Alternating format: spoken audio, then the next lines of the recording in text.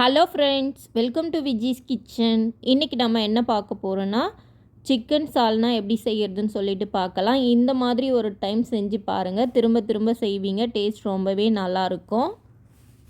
வாங்க எப்படி செய்கிறதுன்னு சொல்லிட்டு வீடியோக்குள்ளே போயிட்டு பார்க்கலாம். அடுப்பு ஆன் பண்ணி குக்கர் வச்சுக்கோங்க. சால்னாவை குக்கரில் செய்யுங்க, நல்லாயிருக்கும். இப்போ ஒரு 3 ஸ்பூன் அளவுக்கு எண்ணெய் சேர்த்துருக்கேன். எண்ணெய் நல்லா காஞ்ச பிறகு எடுத்து வச்சுருக்க ஸ்பைசஸ்லாம் சேர்த்துக்கலாம். இப்போ இது நல்லா பொரியட்டும்.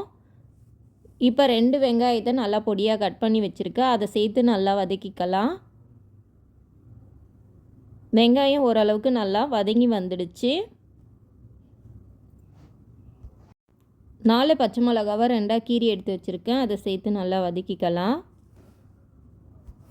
இப்போ 1.5 ஸ்பூன் இஞ்சி பூண்டு விழுது சேர்த்துருக்கேன். சேர்த்துட்டு இப்போ இதை நல்லா வதக்கிக்கலாம். இஞ்சி பூண்டு பச்சை வாசனைலாம் நல்லா போகட்டும், அந்த அளவுக்கு நம்ம நல்லா வதக்கி எடுத்துக்கலாம்.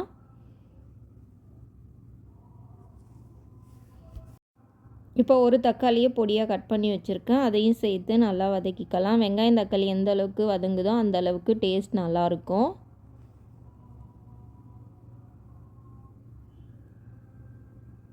இப்போ தக்காளி சேர்த்து நல்லா வதக்கிக்கோங்க. இப்போ ரெண்டுமே சேர்ந்து ஓரளவுக்கு நல்லா வதங்கி வந்துடுச்சு. இப்போ தேவையான மசாலாலாம் சேர்த்துக்கலாம்.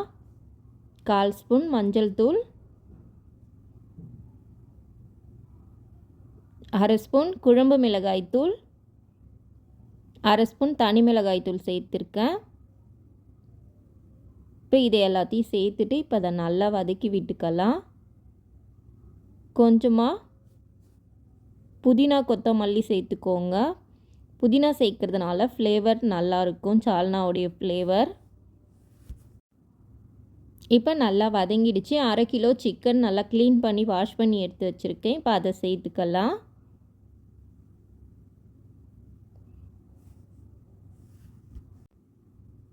இப்போ சிக்கன் சேர்த்துட்டு இப்போ இதை நல்லா மிக்ஸ் பண்ணி விட்டுக்கோங்க. இப்போ நல்லா மிக்ஸ் பண்ணியாச்சு. இப்போ இதுக்கு தேவையான அளவு உப்பு சேர்த்துக்கலாம். சேர்த்துட்டு நல்லா மிக்ஸ் பண்ணிக்கலாம். இப்போ ஒரு மிக்ஸி ஜார் எடுத்துக்கோங்க. அதில் 1/4 கப் அளவுக்கு தேங்காய் சேர்த்துருக்கேன். அது கூடவே 4 முந்திரி பருப்பு, 1/4 ஸ்பூன் கசகசா, உங்கள்கிட்ட இருந்தால் சேர்த்துக்கோங்க, இல்லைன்னா வேண்டாம். 1/2 ஸ்பூன் ஜீரகம், 1/2 ஸ்பூன் சோம்பு, 1/2 ஸ்பூன் மிளகு சேர்த்துருக்கேன். இப்போ இது எல்லாத்தையும் சேர்த்து நல்லா நைஸாக அரைச்சி எடுத்துகிட்டு வந்தாச்சு. கொஞ்சமாக தண்ணி சேர்த்து அரைச்சிக்கோங்க. இப்போ அரைச்சி எடுத்துகிட்டு வந்தால் தேங்காய் பேஸ்ட்டை சிக்கன் கூட சேர்த்துக்கலாம். சேர்த்துட்டு நல்லா மிக்ஸ் பண்ணிக்கோங்க. தேங்காய் சேர்த்ததுக்கப்புறம் ஒரு 2 நிமிஷத்துக்கு நல்லா நம்ம மிக்ஸ் பண்ணி விட்டுக்கலாம். இப்போ ஓரளவுக்கு நல்லா மிக்ஸ் ஆகி வந்துடுச்சு பாருங்கள். இப்போ நம்ம தேவையான அளவு தண்ணி சேர்த்துக்கலாம். உங்களுக்கு திக்னஸ் எந்த அளவுக்கு தேவையோ நீங்கள் அதுக்கு தகுந்த மாதிரி தண்ணி விட்டுக்கோங்க.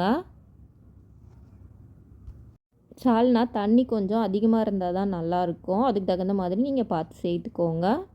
இப்போ கொஞ்சமாக புதினா கொத்தமல்லி சேர்த்து ஒரு 4 விசில் வரைக்கும் வச்சு எடுத்துக்கலாம்.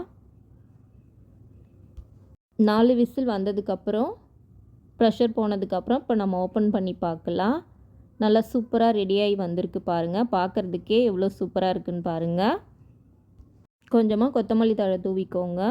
இந்த சால்னாவை பரோட்டா, தோசை, இட்லி, இடியாப்பம், ஆப்பம் கூட வச்சு சாப்பிட்றப்ப டேஸ்ட் ரொம்பவே நல்லாயிருக்கும். நீங்களும் ட்ரை பண்ணி பாருங்கள் உங்கள் வீட்டில். Thank you friends.